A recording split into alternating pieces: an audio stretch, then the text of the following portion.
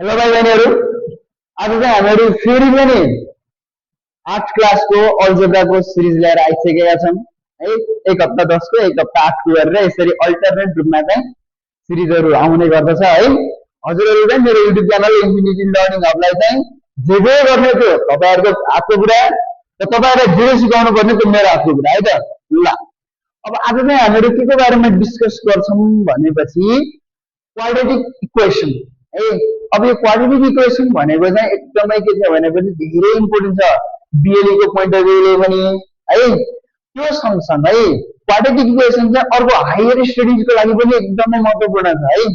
त्यसकारणले चाहिँ हामीले यसको बारेमा चाहिँ कसरी सिक्ने कसरी सल्भ गर्ने भनेर बुझ्छौं है त।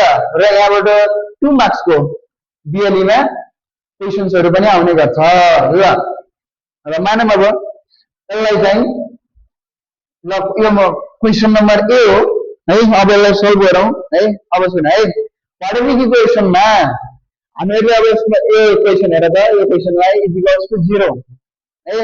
भनेको मतलब अब यो इक्वेसन बराबर यो कति छ 0 छ अरे। यो इक्वेसन के को बराबर छ 0 को बराबर छ अरे है। ल अब हेर अब हामीहरुले क्वाड्रेटिक इक्वेसनमा जहिले पनि के गर्छौं x अथवा जुन भेरिएबल दिएको हुन्छ नि क्वेशनमा त्यो भेरिएबलको भ्यालु दुईटा निकाल्छन् है। र त्यो दुईटै भ्यालु जहिले पनि के हुन्छ राइट नै हुन्छ है।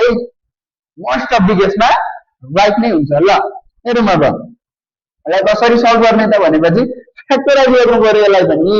हामीहरुले पहिला पनि सिकिसकेका छौं how we can do factorize है। ल x² को x²। ल मैले पहिला भने जस्तै गरे। ल हेर त यहाँ पछाडी एउटा x छ यो मात्र x राख्ने मैले। अब फ्याक्टराइज गर्दाखेरि के गर्नु पर्यो त 10 हेर यो बिचको नम्बर चेन्ज पनि हुनु भएन है।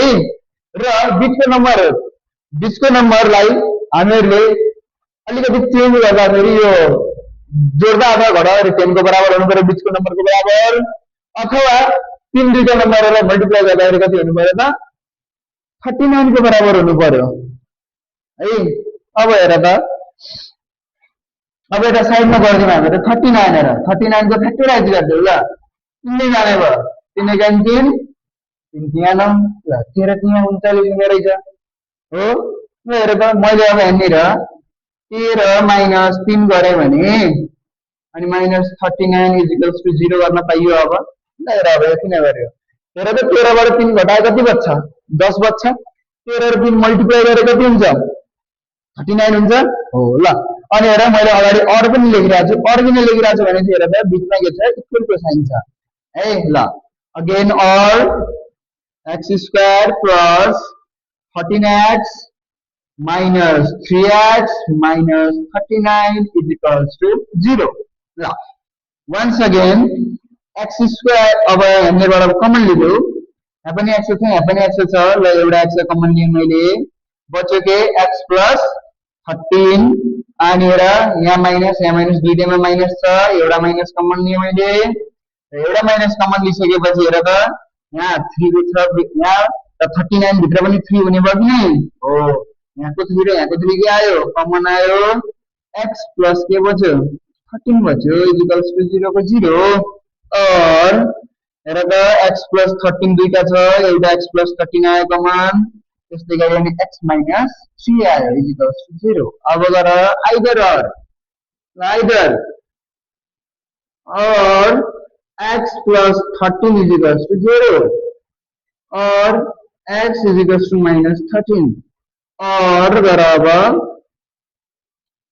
और गर्दाखेरि और गर्नु पर्यो अगेन x - 3 = 0 और x = 3। ल हेर अब x को भ्यालु यहाँ के आछ दुईटा आछ है। अब यो दुईटै भ्यालु करेक्ट छ फेरि है।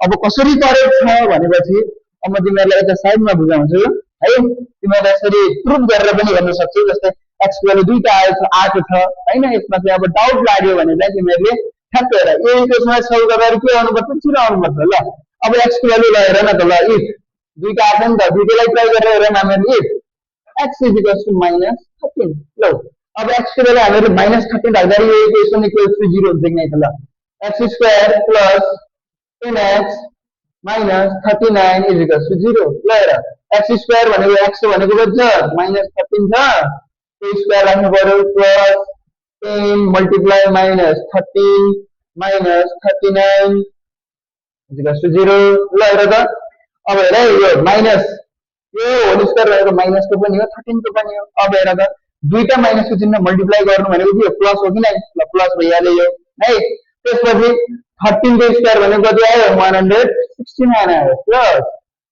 यसले यसलाई गरेर त प्लस माइनस माइनस आयो है यहाँ माइनस 10 तिया 30 ल भनेपछि 130 अनि माइनस 39 इज इक्वल्स टु 0 ल हेर 169 अनि माइनस ल हेर यो माइनस दुईटै रुट माइनसमा छ भनेपछि के भयो जोडियो माइनस को कति भयो 169 इज इक्वल्स टु 0 ल हेर 0 इज इक्वल्स टु 0 आयो ल हेर हेन्स प्रुभ अब हेर if x is equals to कति त माइनस प्लस को 3 आछ नि हैन ल 3 ल अब त्यो इक्वेसनमा राख्देऊ x square plus 10x minus 39 is equals to 0 ल अब x भनेको हेर त 3 छ 3 को square plus 10 multiply 3 minus 39 is equals to 0 ल हेर 3 3 जा 9 plus 10 3 जा 30 minus 39 is equals to 0 39 minus 39 is equals to 0